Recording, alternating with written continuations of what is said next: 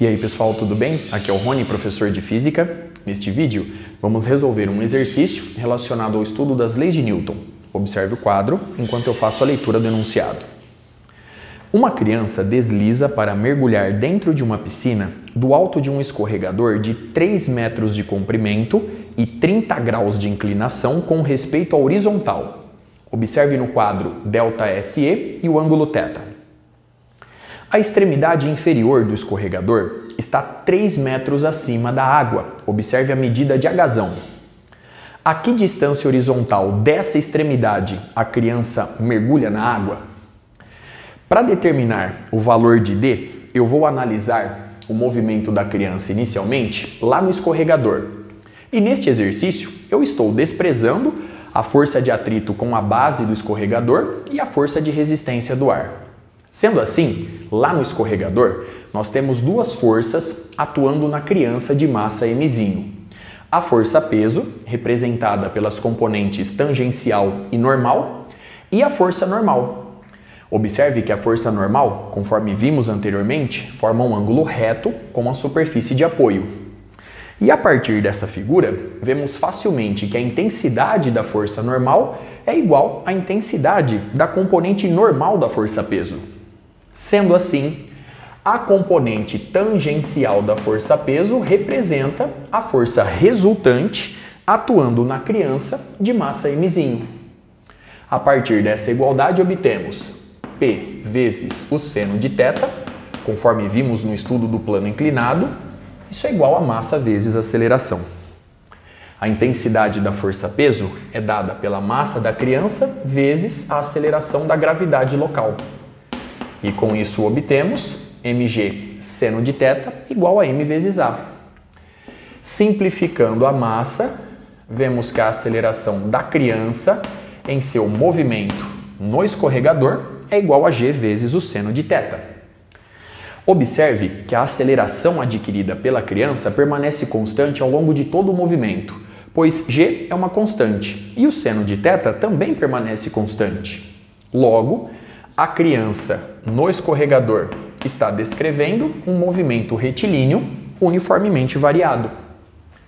Para determinar a velocidade final com que a criança chega na base do escorregador, a partir dessa análise, eu posso recorrer à seguinte expressão: a velocidade final ao quadrado é igual à velocidade inicial ao quadrado mais o dobro da aceleração adquirida vezes ΔS no escorregador. Como a criança parte do repouso, V0 é zero. Consequentemente, V é igual à raiz quadrada do dobro da aceleração, que é G, vezes o seno de θ, vezes o ΔS ao longo do escorregador. Observe a expressão obtida e os cálculos realizados até aqui.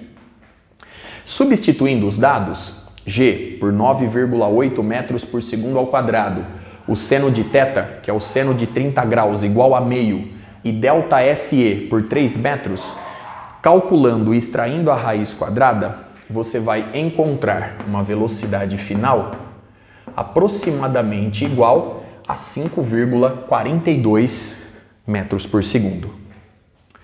A partir desse instante, a criança fica sujeita apenas à aceleração da gravidade. Portanto, a partir de agora, eu posso analisar o movimento da criança no eixo vertical e no eixo horizontal separadamente. No eixo vertical, conforme já vimos anteriormente, nós temos um movimento retilíneo uniformemente variado e a aceleração nessa queda é constante igual a g.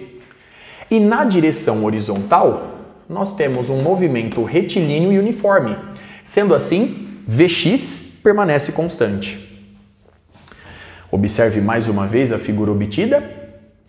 Vamos começar, portanto, calculando a partir daqui o tempo de queda da criança. Para fazer isso, eu vou analisar o movimento na direção vertical.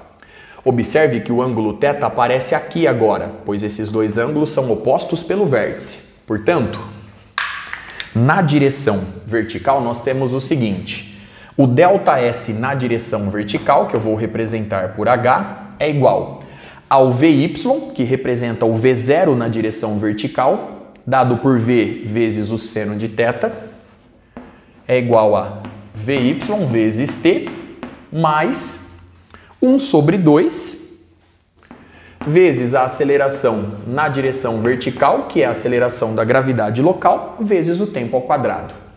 Então aqui nós temos ΔS igual a V0 vezes T, mais 1 sobre 2 vezes a aceleração vezes o tempo ao quadrado. Muito bem? Substituindo os dados, você vai obter 3 metros é igual a V, que é 5,42, vezes o seno de 30, que é meio, vezes T, mais 1 sobre 2 vezes 10, ou melhor, mais 1 sobre 2 vezes 9,8, vezes T ao quadrado. Então, nós temos mais 4,9 T ao quadrado. Sendo assim, 4,9 T ao quadrado mais 5,42 dividido por 2 vai dar aproximadamente 2,7. Então, mais 2,7T menos 3 igual a 0. Para obter o tempo de queda, basta resolver essa equação do segundo grau. Então, agora eu vou calcular o delta. Delta é o coeficiente B elevado ao quadrado menos 4 vezes o coeficiente A vezes o coeficiente C, que é menos 3. Portanto, eu obtenho uma soma. Muito bem. Efetuando os cálculos, você vai encontrar um delta aproximadamente igual a 67,3. E com isso, o tempo de queda fica dado por menos o coeficiente B, então menos 2,7, mais ou menos a raiz quadrada de delta, 8,2 aproximadamente, sobre o dobro do coeficiente A, 2 vezes 4,9. A raiz negativa não interessa e, portanto, nós temos menos 2,7 mais 8,2 dividido pelo dobro de 4,9. Efetuando os cálculos,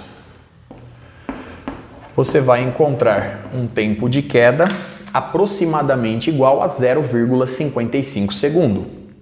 Bom, determinar o deslocamento horizontal agora fica fácil.